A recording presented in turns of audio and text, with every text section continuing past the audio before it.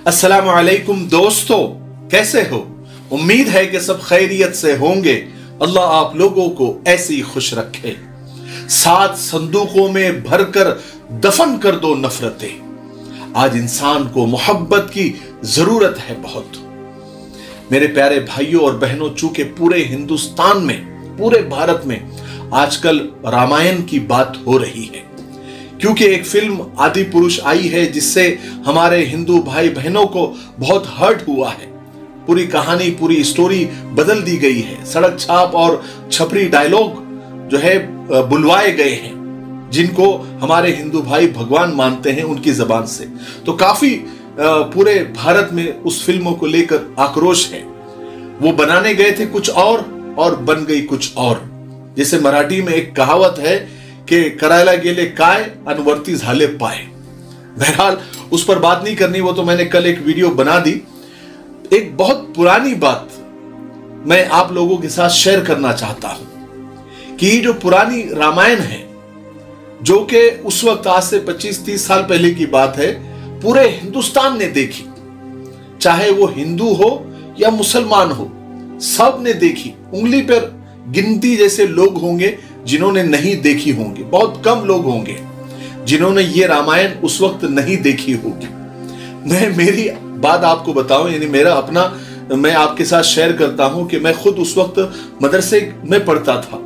मदरसे के जमाने में, यानी पढ़ाई के जमाने में मैंने ये रामायण पूरी देखी है।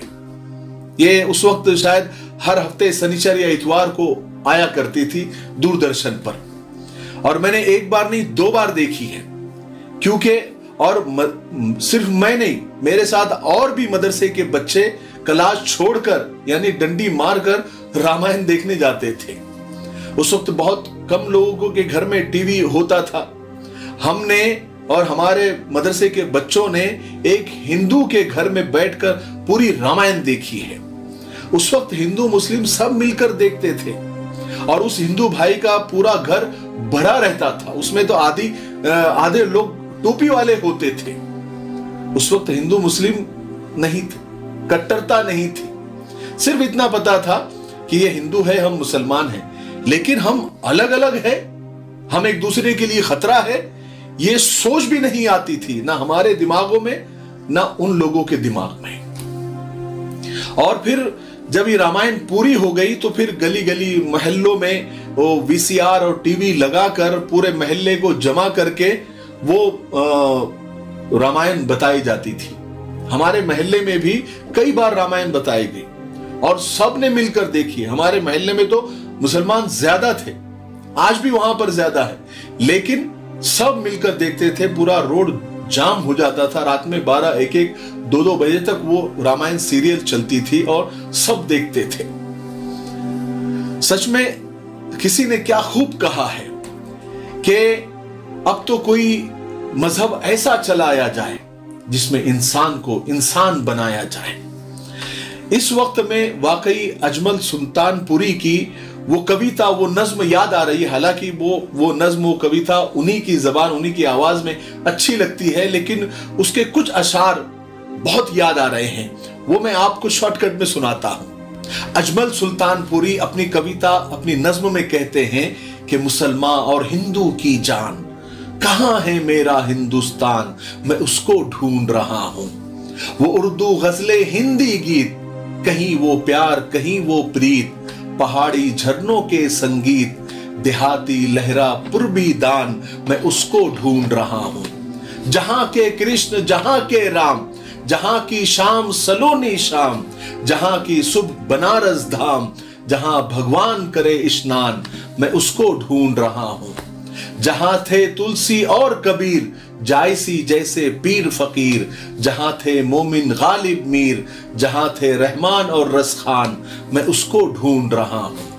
वो मेरे पुरखों की जागीर, कराची, लाहौर और कश्मीर, वो बिल्कुल शेर किसी तस्वीर, वो पूरा पूरा हिंदुस्तान, मैं उसको ढूंढ रहा हूं। आखिर में कहते हैं, ये बड़ी काम की लाइन है, कि मुझे है वो लीडर तस्लीम जो दे यकजहती की तालीम, मिटाकर कुंभों की तकसीम, जो कर दे हर कालिब को एक जान, मैं उसको ढूंढ रहा हूं। कितनी प्यारी कविता, कितनी प्यारी नज्म है, कितना बड़ा मैसेज उन्होंने दिया है।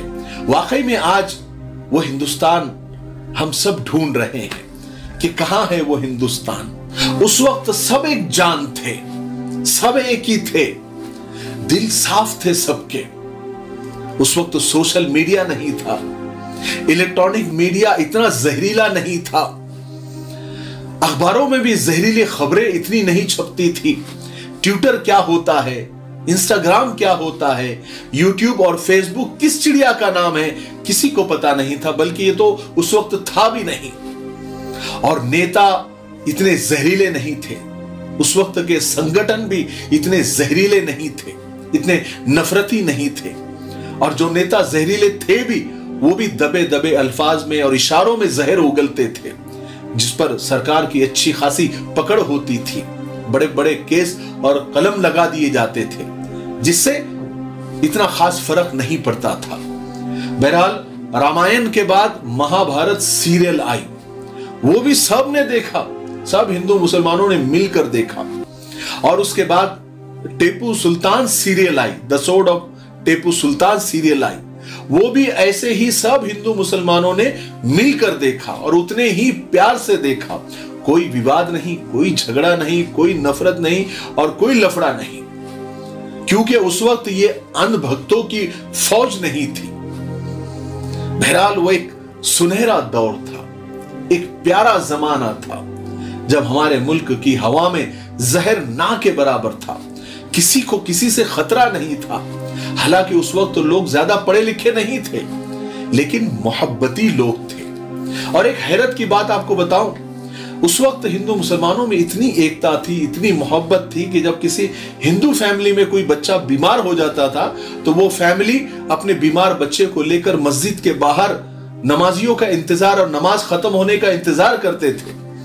फिर नमाजी मस्जिद से बाहर निकलते थे और उस बच्चे पर दम कर देते थे, और अल्लाह उस बच्चे को बीमारी से शिफा दे देता था। ये वीडियो जो आपको बाजू में नजर आ रहा है, ऐसा नजारा अक्सर मस्जिदों के सामने नजर आता था। मगर अब हालात बदल गए, बदल क्या, बदल दिए गए और बदले जा रहे हैं। नफरत की हवा तेज तेज हवाएं चल रही है, हर दिल में नफरत घोली जा रही है, हिंदू और मुसलमान को अलग अलग किया जा रहा है और एक दूसरे के लिए खतरा बताया जा रहा है। सियासत और राजनीति अपनी घटिया स्तर पर है।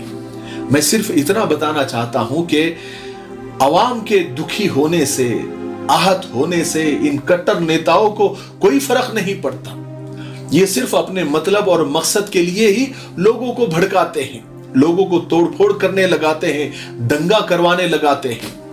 और ये सब अवाम नहीं करती, ना अवाम चाहती है, ये सिर्फ नेता और उनके गुर्गे ही करते हैं और इसका सेहरा अवाम के सर पर डाल देते हैं। ये गंदी राजनीति को हमको समझना होगा और हमारे मुल्क से ये जहरीली हवा को खत्म करना होगा। मोहब्बत से फिर दोबारा हमें रहने की जरूरत है, तभी हमारा देश आगे बढ़ेगा। वरना ये नफरती लोग और ये कट्टर लोग, चाहे किसी भी मजहब के हो, ये हमारे देश को एक दिन बर्बाद कर देंगे। तो बचा लो अपने देश को इन नफरती लोगों से, इन कट्टर लोगों से। मुझे उम्मीद है कि आज की वीडियो से और मेरा अपना पर्सनल जो एक्सपीरियंस था, जो हमने जो देखा था, वो आपके सामने रख दिया। मुझे उम्मीद है कि आज की वीडियो आपको अच्छी लगी होगी। तब तक मेरे लिए, पूरी उम्मत के लिए, पूरी इंसानियत, पूरी मानवता के लिए और हमारे प्यारे मुल्क भारत के लिए, यहाँ की अमन शांति, तरक्की, उन्नति के लिए खूब दुआएं करते रहे। अस्सलाम वालेकुम व रहमतुल्लाहि व बरकातहू।